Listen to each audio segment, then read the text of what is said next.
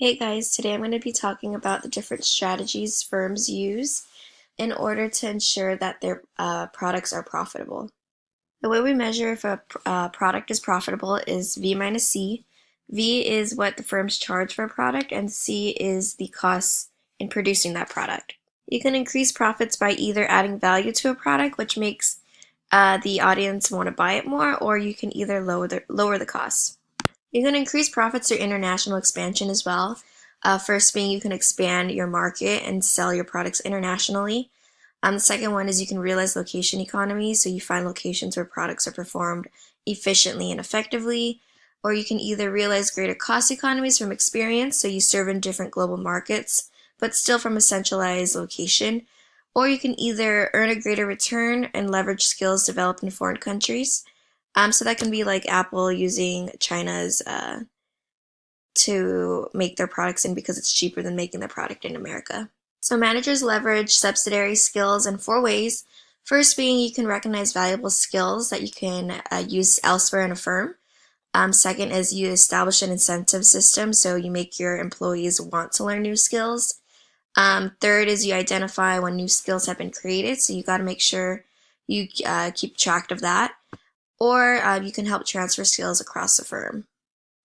There can be competitive pressures for cost reductions or even pressures to be locally responsive. So that's when a firm should adjust their products to meet local demands because even though we're global, becoming one global market, your customers still remain local, so you have to make sure you adjust your products to meet their needs. Pressures for cost reductions are greatest in industries that produce products to fill universal needs. Pressures for cost reductions are also greatest when your major competitors are based in low-cost locations. So that might hurt you because they're actually spending less to make their products, but they're your main competitor, so you kind of have to base your price off of them as well.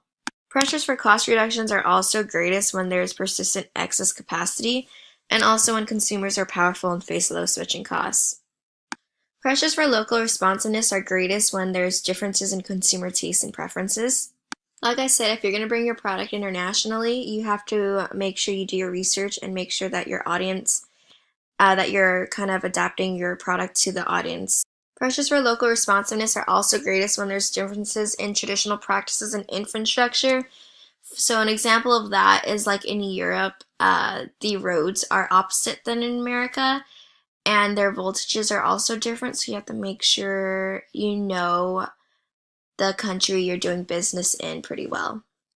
Pressures for local responsiveness are also greatest in differences in distribution channels and also host government demands. So now I'm going to discuss the four different strategies firms can choose for their products. First is global standardization, which is when firms use the same marketing strategy for many different countries. This is great for low-cost strategy on a global scale because you don't have to really adjust your products in any way. An example of this is Microsoft. Microsoft's programs are pretty much the same in all countries. The only difference is the different languages that they provide depending on which country you're talking about. Second is localization, which increase profits by customizing goods so they match the tastes and preferences in different markets. I discuss this pretty often, but an example would be like KFC. Depending on which country it is, they always have fried chicken, but they'll also have more food. For instance, in China, they will have porridge on their menu, but in America, they don't have porridge on their menu. So they're kind of just attracting to their audience wherever they're selling their product. Next is transnational. This is personalized approach to selling and marketing your goods and services with your target audience in mind. It's kind of like localization, but my example for this one is McDonald's. For instance, McDonald's in Hawaii is a lot different than McDonald's here. McDonald's in Hawaii, their breakfast consists of spam, rice, spam musubis, just more Hawaiian food. And last is an international strategy, so they take their products produced for domestic market and sell them internationally with minimal local customization. My example is toffee candy. It was actually originated in Germany, but now in America, the only thing they changed about their candy was the name. Instead of toffee, it's toffee, but it's the same exact candy still.